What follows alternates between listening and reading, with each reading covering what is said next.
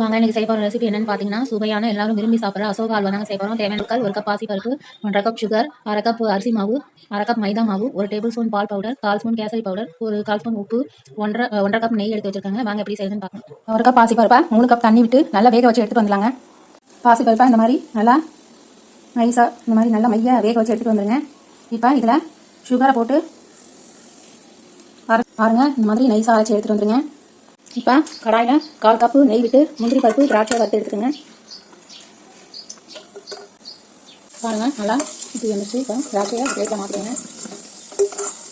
உங்களுக்கு எவ்வளோ திராட்சை அளவு போட்டுக்கோங்க. திராட்சை பிடிக்கும், அதனால் அதிகமாக போட்டிருக்கேன். இப்போ அதே சூடான நெய்யில் 1/2 கப் மைதா மாவு, 1/2 கப் அரிசி மாவு போட்டு நல்லா பொரிச்சு எடுத்துருங்க. பொரிஞ்சு வரட்டும். நல்லா அதில் மிக்ஸ் பண்ணிக்கோங்க. நல்லா வெந்து வரட்டுங்க. இப்போ இதில் அரைச்சி வச்சுருக்க பாசிப்பருப்பு, சுகர் விழுத சேர்த்துலாம். சேர்த்து மிக்ஸ் பண்ணி விடுங்க. விழுது சேர்த்து நல்லா பீட் பண்ணி விட்டுக்கோங்க. கட்டி இல்லாமல் நல்லா பீட் பண்ணி விட்டுக்கோங்க. இப்போ இதில் சால்ட்டு சேர்த்துக்கோங்க.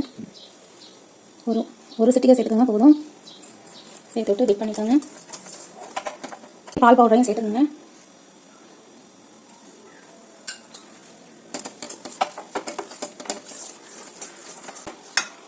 இப்போ ஃபுட் கலர் சேர்த்துலாங்க.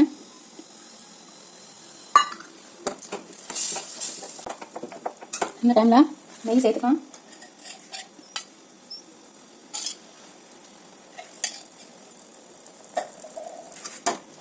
நெய் சேர்த்து நல்லா மிக்ஸ் பண்ணிட்டு இருங்க.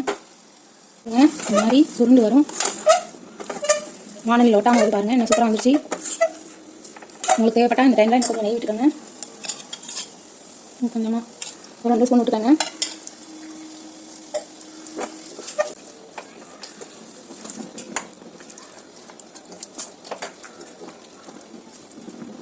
பாருங்கள், சூப்பரான சுவையான அசோகா சாப்பிட ரெடி ஆயிடுச்சுங்க. கொஞ்சமாக முந்திரி திராட்சை தூவிட்டு ஒரு பவுலில் மாற்றிக்கோங்க. இப்போ இதை ஒரு பவுலுக்கு மாற்றிக்கலாம். பாருங்கள், சூப்பரான சுவையான அசோகா அல்வா சுட சுட ரெடி ஆயிடுச்சுங்க. நீங்களும் வீட்டில் செஞ்சு பார்த்துட்டு எப்படி இருந்ததுன்னு கமெண்ட்டில் சொல்லுங்கள். லைக் பண்ணுங்கள், ஷேர் பண்ணுங்கள், சப்ஸ்கிரைப் பண்ணுங்கள். வேறு ஏதாவது ரெசிபி வேணாலும் கமெண்ட்டில் சொல்லுங்கள். நன்றி.